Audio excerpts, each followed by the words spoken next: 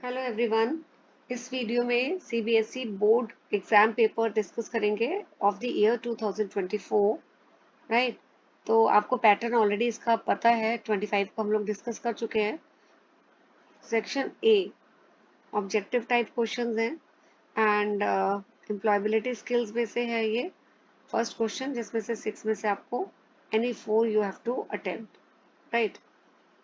Question 1 का first part, there are dash basic part of speech. So the right answer is 5. Okay, let's move to the next part.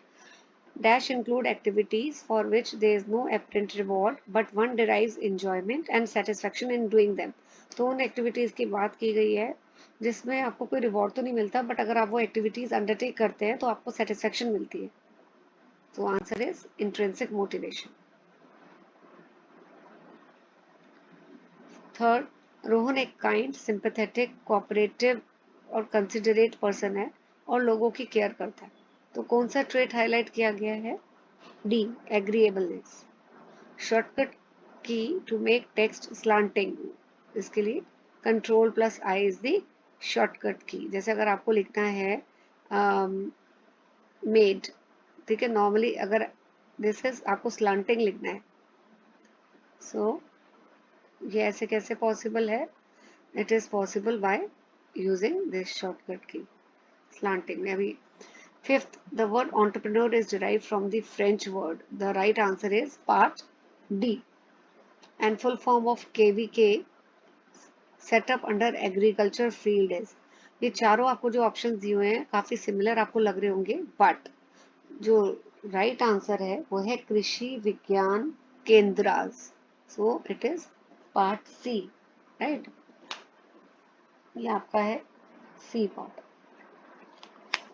Okay, question number 2। 7 questions में से आपको 5 attempt करने हैं and again यहाँ पे भी हर question 1 mark का है। A dash is a brand with legal protection. जैसे ही वर्ड लीगल प्रोटेक्शन आता है आपको पता लग जाना चाहिए कि किसकी बात की गई है। ब्रांड को लीगल प्रोटेक्शन कौन देता है? ट्रेडमार्क। ठीक है, ताकि उसको कोई और कॉपी ना कर सके। उसके कोई भी जो सेलर है, जो ब्रांड वो यूज कर रहा है, उसका ब्रांड कोई और कॉपी ना करे, तो उसको लीगली प्रोटेक्ट कैसे किया जाता है? Through trademark. Now, according to dash, price is the amount of money charge for a product और सर्विस। ये बात किसने कही थी? 4 ऑप्शन आपको दिए हुए हैं, इसमें भी the right answer is Kotler, Philip Kotler. इसमें एक और आपका 1 मार्कर आ सकता है, who is known as the father of marketing management. So the right answer again is Philip Kotler. Third part, which of these is a function of retailer? तो आपको 3 में से, इन 4 ऑप्शन में से 3 जो है वो फंक्शंस नहीं है, एक ही फंक्शन है। नहीं, इसमें ऑप्शंस ऐसे दिए हुए हैं दिस वे, तो एक से ज्यादा भी आंसर इसमें हो सकता है। इसका मतलब collection of goods, transportation, grading, packing, financing. So the right answer is first है कलेक्शन ऑफ गुड्स। ठीक है, ये भी फंक्शन है। Then second, transportation, this is also the function of retailer. Financing, it is also the function of retailer. Grading and packing you can not say. So the right answer is first, second and fourth. Now this kind of advertising include benches, posters, signs and transit advertising. तो the right answer for this is out of home advertising. Out of home क्या होती है? जहाँ पे posters, sign, इनके through advertising की जाती है। Full form of ICT. ये आंसर सिंपल है पर बच्चों ने बहुत पेपर में गलत आंसर इसके लिखे थे। सो the right answer is information communication technology, A part. Which of these is not internal factor? Please read the question carefully. आपको पूछा गया है कि कौन सा फैक्टर नहीं है internal factor related to price. ठीक है, कॉस्ट इंटरनल फैक्टर है, demand it is not internal factor. तो ये राइट आंसर है। डिमांड भी फैक्टर है but it is an external factor related to the price. ये भी sorry, Just a second. Yeah, this is internal factor. This is also internal. तो आपको not पूछा है, तो क्योंकि डिमांड एक्सटर्नल फैक्टर है, so this is the right answer. Seventh part, pricing. This pricing uses bias perception of value. तो बहुत clear answer है, perceived value.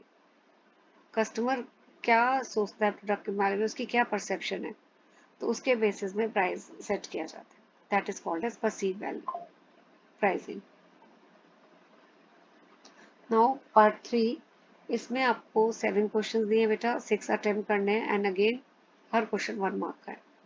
Goods X of a company were replaced by goods Y of same company. ठीक है, goods x है, इनको replace कर दिया गया है goods Y. This is an example of product elimination. क्योंकि गुड एक्स हो सकता है प्रॉफिटेबल ना हो, लॉसेस दे रहे हो, तो उनको रिप्लेस कर दिया है गुड्स वाई से. तो जिस गुड्स को रिप्लेस किया जाता है ना, इस प्रोसेस को क्या बोलते हैं, product elimination. This type of pricing is most common and is desirable when sales volume of the product is very sensitive to price. कब सेल्स वॉल्यूम जो है वो सेंसिटिव होता है प्राइस की. पेनिट्रेशन, इसका मतलब क्या है, देखो, जब पेनिट्रेशन में क्या होता है, प्रोडक्ट को लॉन्च किया जाता है एट लो प्राइस. व्हाई? क्योंकि demand is very elastic. Demand elastic का मतलब क्या है, अगर आप प्राइस बढ़ाओगे तो डिमांड कम हो जाएगी. तो इसलिए प्रोडक्ट को लो प्राइस पे जो है मार्केट में लॉन्च किया जाता है. At least dash parties should be a part of the process of exchange. At least 2 parties. Which of these is not an advantage? आपको अगेन इस पे हाईलाइट करना है. 3 आपको दिए हुए हैं जो एडवांटेजेस है, एक ऐसा पॉइंट है जो एडवांटेज नहीं है आउटडोर एडवर्टाइजिंग का, तो आपको वो बेसिकली बताना है. Right? Product can be shown, size and dominance, reach to audience, mass viewing. देखो, आउटडोर एडवर्टाइजिंग से मास viewing तो होती है, right? Audience, you can reach audience also. Size and dominance, तो काफी फर्क पड़ता है आउटडोर एडवर्टाइजिंग से.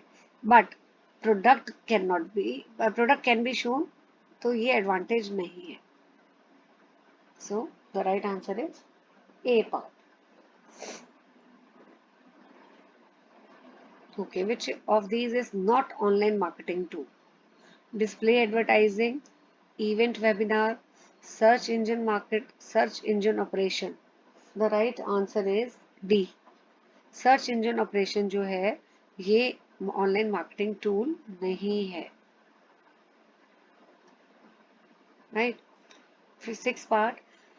In this, the seller charges the same price to similar type of customer who purchase similar quantities of product.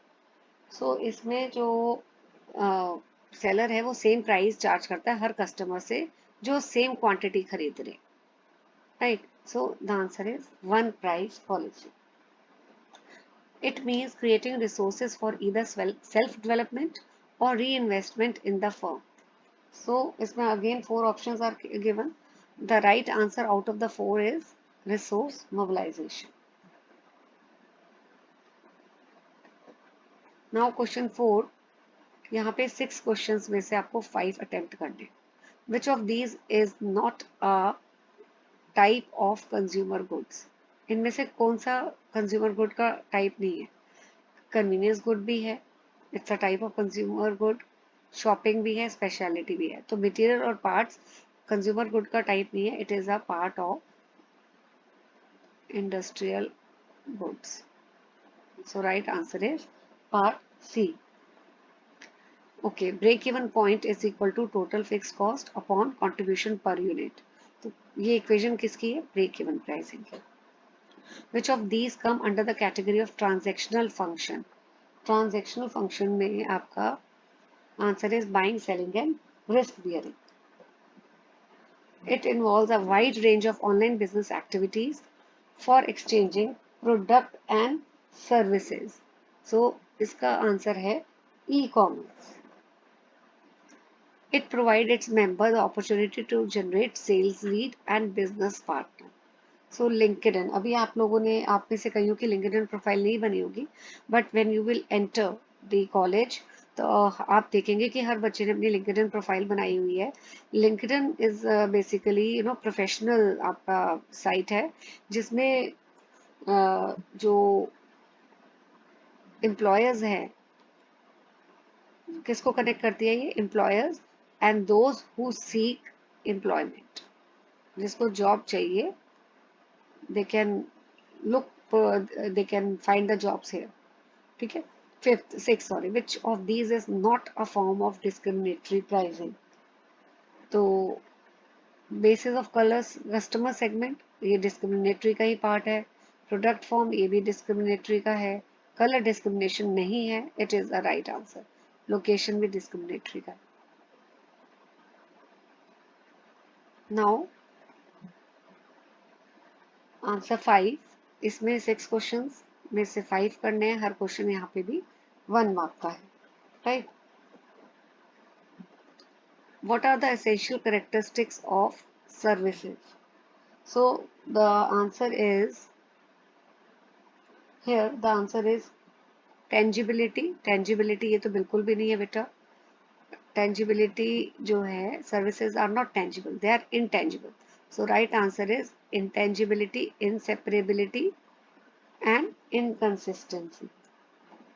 तो इसमें आपको जो features of services, characteristics of services है, that is very much explained in the previous videos. अगर आपने नहीं देखा है तो you can go and watch that video,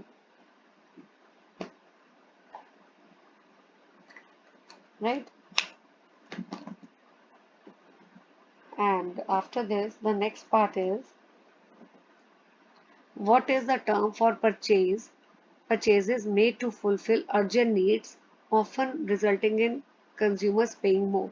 तो उन परचेजेस को क्या बोलते हैं जो आप अर्जेंटली, अगर आप कोई चीज खरीद रहे हो, आपको अर्जेंट जरूरत है, तो that is called as emergency shopping. ठीक है। Which marketing strategy is suitable for shopping good based on the provided information? Low pricing and minimal advertising, high pricing and exclusive promotions, moderate pricing with heavy advertising and personal selling, online promotion and remote selling. So the right answer is moderate pricing with heavy advertising and personal selling. तो shopping goods के लिए कौन सी strategy होनी चाहिए? Heavy advertising, personal selling and moderate pricing. In the distribution process, who perform the functions such as buying, selling, assembling? ये सारे functions हैं. किसके functions हैं ये? हमें बताना है. Packing, packaging, risk bearing. So all these are the functions of intermediaries. Middleman के functions हैं. Right? Buying, selling, assembling, etc. ये मैन्युफैक्चर नहीं करता, मैन्युफैक्चर इसलिए नहीं करता, वो गुड्स बनाता है। फैसिलिटेटिंग एजेंसीज आपको फैसिलिटेट करती है, हेल्प करती है, राइट। एंड कंज्यूमर्स तो बिल्कुल भी नहीं करते हैं, दे तो buy the goods only. Intermediaries मतलब कि middleman. What are the essential logistical function in the physical exchange of goods?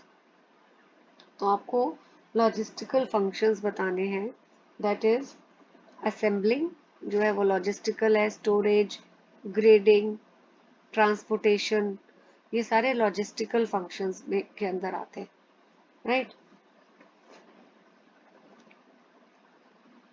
अच्छा, इसका टिक हो गया आपका सी पार्ट। देन ये आपके 6 part, which is the characteristic of zero channel? Zero channel कौन सा होता है? जहां manufacturer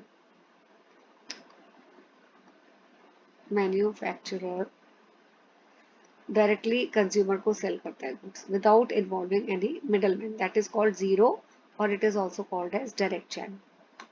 So the right answer is manufacturer selling directly to the consumer. Now sixth part, six question जिसमें अगेन 6 में से 5 करने हैं और अगेन यहाँ पे हर क्वेश्चन जो है वो 1 मार्क का है। What are the key characteristics of below the line activities in promotion? Below the line कौन सी होती है? जो एक सिलेक्टिव ऑडियंस को ही टारगेट करती है।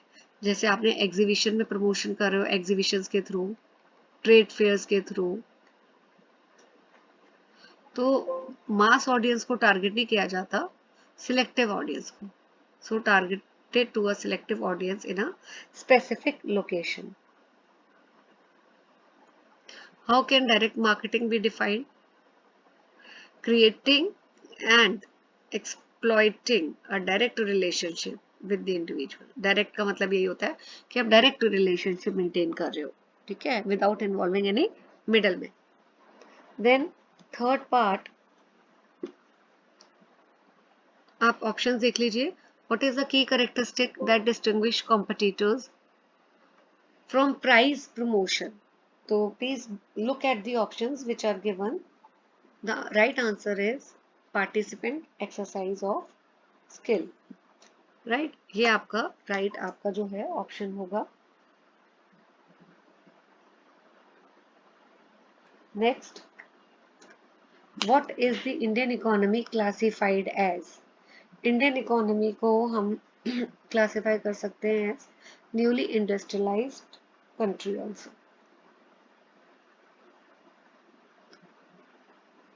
What is the key advantage of social media platforms? तो इनमें से आपको सबसे मेन एडवांटेज बताना है कंपनीज के लिए कि क्या एडवांटेज है सोशल मीडिया प्लेटफॉर्म, कैसे कंपनीज को हेल्प कर रही है मार्केटिंग में. सो इसमें the answer is that fast paced increased in social media usage. Now what is one of the benefit of online marketing mentioned in the given information? Limited customer support option, no. Then exclusion of brand awareness, no. 24/7 online customer support, yes, ये एक benefit है. Offline marketing effectiveness, no. Now coming to the next section, that is section B related to subjective type questions. यहाँ पे 30 marks का ये आपका है, objective भी 30 मार्क्स का था. क्वेश्चन 7 to 11 जो है वो आपके एम्प्लॉयबिलिटी स्किल्स में से और हर क्वेश्चन 2 मार्क्स का है. 5 पे से आपको any 3 you have to attempt. Explain the role of eye contact in active listening. Eye contact का क्या रोल है? देखो, eye contact is a form of body language in a communication process. It is a form of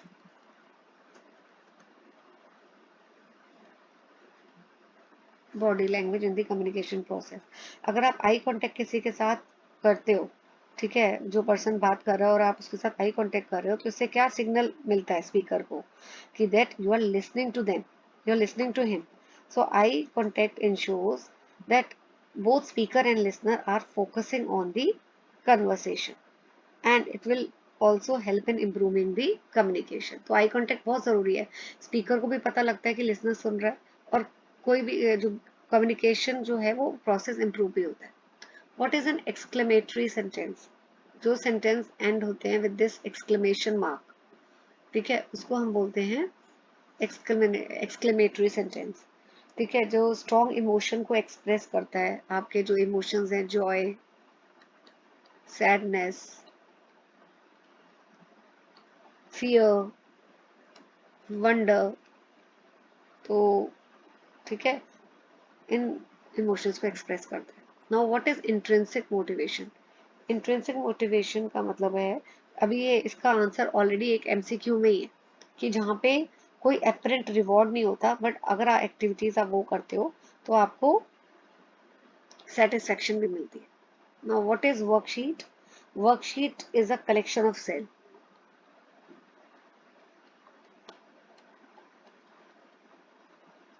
in the form of grade, ठीक है, in the form of grid where you can enter, calculate the data. ठीक है, जो sales होते हैं वो organise होते हैं कॉलम और रोल्स में. Describe any two qualities of successful entrepreneur. Their willingness to take risk, ठीक है, इनिशिएटिव लेते हैं, दे आर मोटिवेटेड, मोटिवेशन होती है, सेल्फ कॉन्फिडेंस होता है, also they are very hard working and decision making ability भी होती है।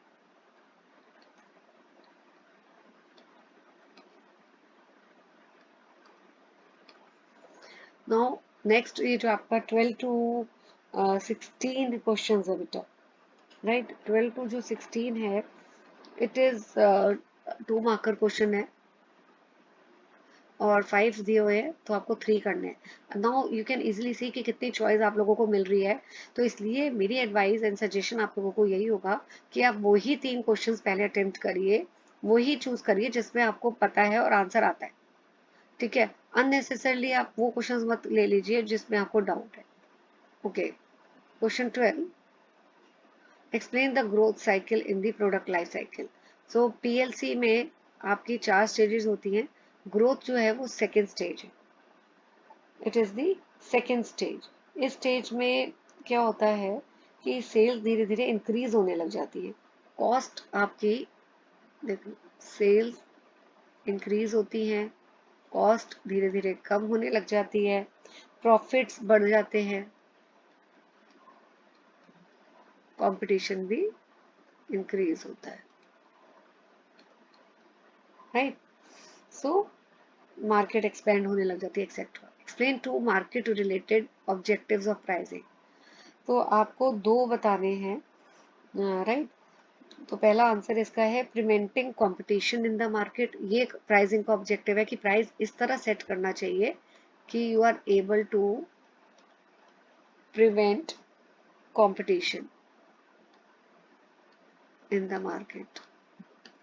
Second is improve the market share. Price ऐसा होना चाहिए कि आपका जो मार्केट शेयर है वो इम्प्रूव हो जाए। And price stabilization.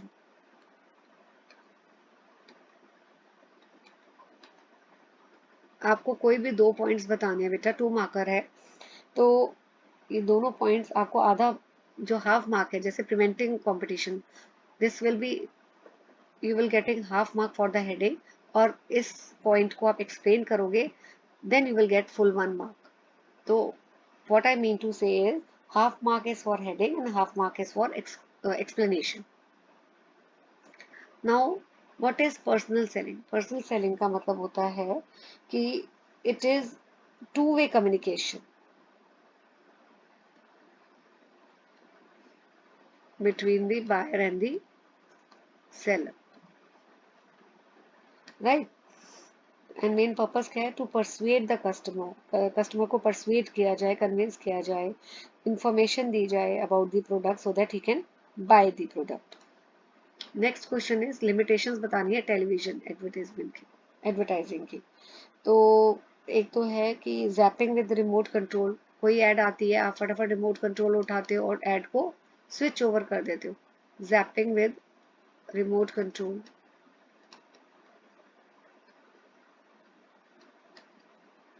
सेकेंड आपका, आप लिख सकते हो कि non availability of time slot.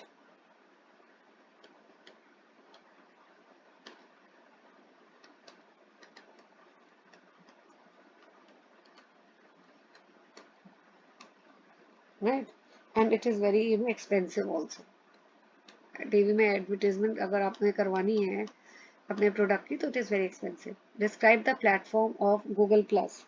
तो गूगल प्लस क्या है, यहाँ पे बहुत सारे, it provide pages and some features of Facebook, ठीक है। बहुत सारे गूगल प्रोडक्ट्स हैं, जैसे गूगल मैप्स हो गया,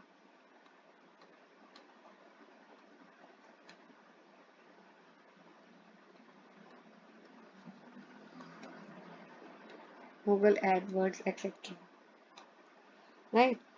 So it is able to integrate with Google search engine. Now 17 to 19, इसमें 2 क्वेश्चंस आपको करने हैं out of 3, and again here यहाँ पे खैर आपका जो क्वेश्चन है that is of 3 marks each.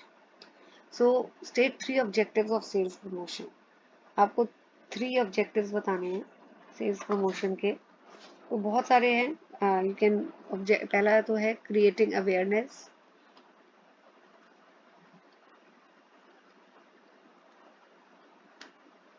And creating interest create करना, ये भी एक सेल्स प्रमोशन का मतलब क्या होता है। शॉर्ट टर्म इंसेंटिव्स देना, जैसे कि by one get one discount देना, रिबेट देना कस्टमर्स को, एक्स्ट्रा क्वांटिटी ऑफर करना। आपके चिप्स के पैकेट में लिखा होता है ना 10% extra quantity. So that is purpose क्या है, क्रिएटिंग अवेयरनेस, इंटरेस्ट क्रिएट करना, increased trial,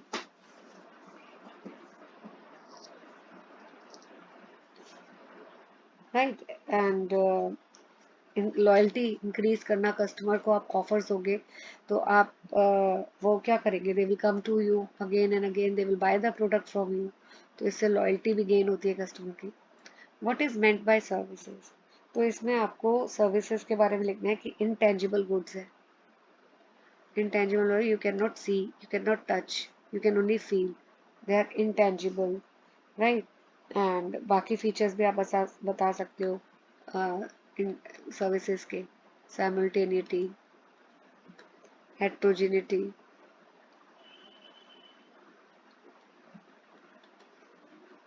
and perishability,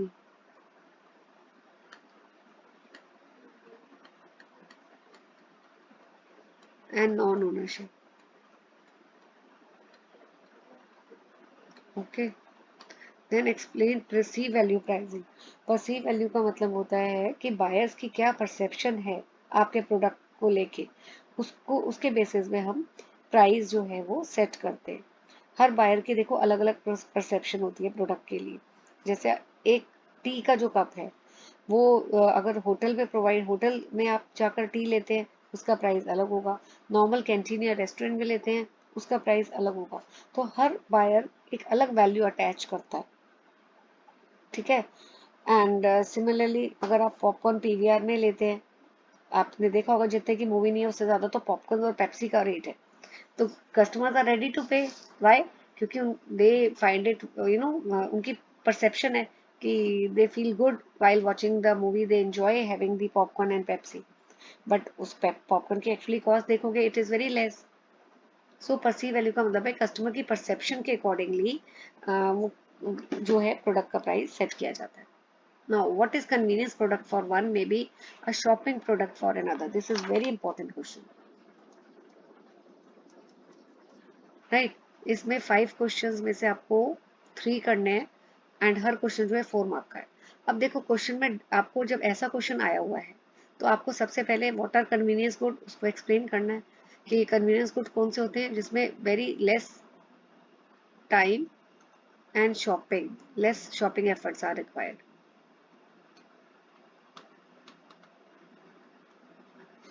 like bread butter आप खरीद के फटाफट ले आते हो। शॉपिंग प्रोडक्ट में as compare to convenience product some more time and efforts are required, ठीक है। आपको ज्यादा टाइम लगता है, जैसे टीवी हो गया एक्सेट्रा। तो क्वेश्चन में पहले तो आपने वन वन लाइन का ये एक्सप्लेन कर दिया, फिर आपको बताना है कि एग्जांपल देके कि एक पर्सन जिसके लिए वन प्रोडक्ट इज कन्वीनियंस, वही सेम प्रोडक्ट दूसरों के लिए शॉपिंग भी हो सकता है, ठीक है। तो यू हैव टू एक्सप्लेन कि एग्जांपल जैसे कई कस्टमर्स जो हैं they can buy vegetable fruits etc by making a special effort, है ना, एंड स्पेंडिंग टाइम, तो वो उसको शॉपिंग प्रोडक्ट बना देंगे। और इसी तरह टीवी जो है, if you buy out of impulse without wasting any time and effort, तो it can become a convenience product. So क्या इसका मतलब है कि देखो कन्वीनियंस प्रोडक्ट क्या हुआ, शॉपिंग एफर्ट्स कम लग रहे हैं, और शॉपिंग प्रोडक्ट जिसमें एफर्ट ज्यादा लग रहे हैं। तो अगर आप एक नॉर्मल फ्रूट और वेजिटेबल जो एक कन्वीनियंस प्रोडक्ट है जिसमें कम टाइम लगता है, अगर आप उसमें बहुत ज्यादा स्पेशल एफर्ट डाल रहे हो, खरीदने में टाइम लगा रहे हो, तो वही शॉपिंग प्रोडक्ट हो जाता है। और अगर टीवी जो एक शॉपिंग प्रोडक्ट है उसमें आप टाइम एफर्ट्स ज़्यादा लगाते हो, पर कोई फटाफट जाके जिसको इम्पल्सिवली बिना मेहनत के बिना टाइम लगाए उसको खरीद रहा है, तो वो उसके लिए कन्वीनियंस प्रोडक्ट बन जाता है. So when a customer while purchasing convenience product make more efforts, it becomes a shopping product. लेकिन अगर कस्टमर ज़्यादा टाइम नहीं लगाता, ठीक है, शॉपिंग प्रोडक्ट में टाइम नहीं लगा रहा, फटाफट खरीद रहा है, तो वही शॉपिंग प्रोडक्ट कन्वीनियंस प्रोडक्ट बन जाता है.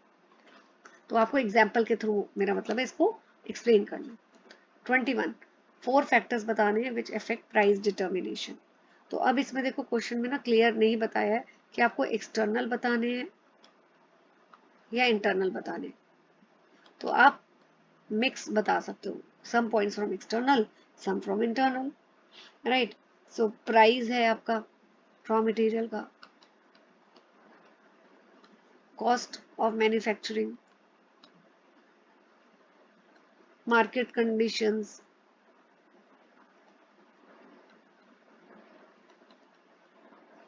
कंपटीशन, ये सब डिटेल वीडियो में अपलोडेड है आंसर्स इसके, ठीक है, ब्रांड एक्सेट्रा.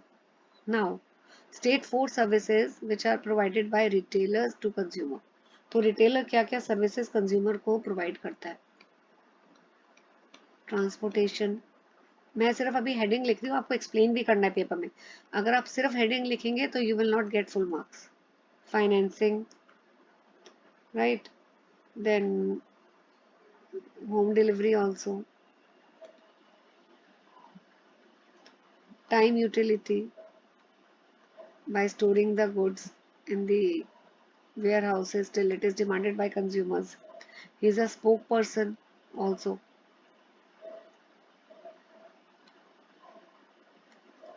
right? कस्टमर को एजुकेट भी करता है, एक्सेट्रा. तो ये 4 मार्कर है. आपको 4 पॉइंट्स लिखने हैं with explanation. Explain 4 functions of advertising. Inform करना, परसुएट करना कस्टमर को, परसुएशन, ठीक है, रिमाइंड करना, ब्रांड आइडेंटिटी बिल्ड करना, डिमांड जनरेट करना,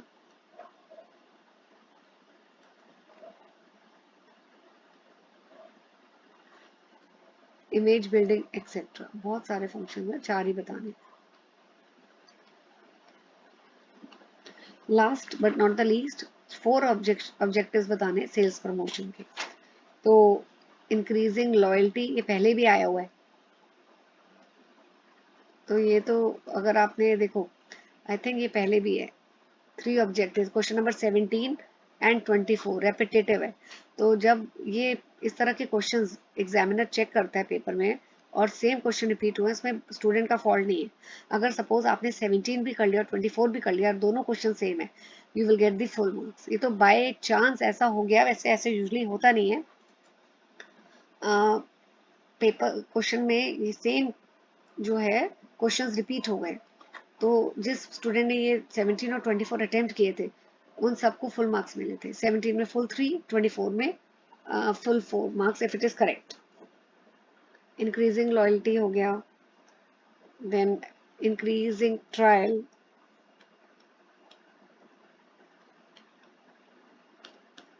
widening usage,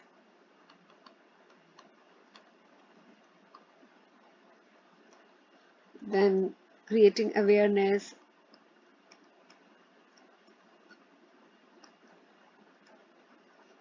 creating interest, etc.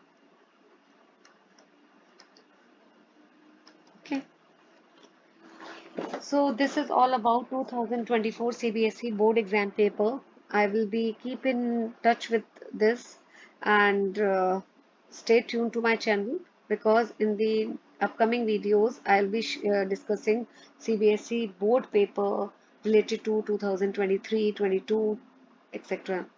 ठीक है, तो अगर आप ये 10 years पेपर्स भी मेरे साथ करेंगे बेटा, तो यू विल नोटिस कि काफ़ी हद तक क्वेश्चंस जो हैं they are very repetitive in nature. तो अगर आपने ये 10 years भी ढंग से अच्छी तरह कर लिए तो भी you can score good marks. So thank you for watching.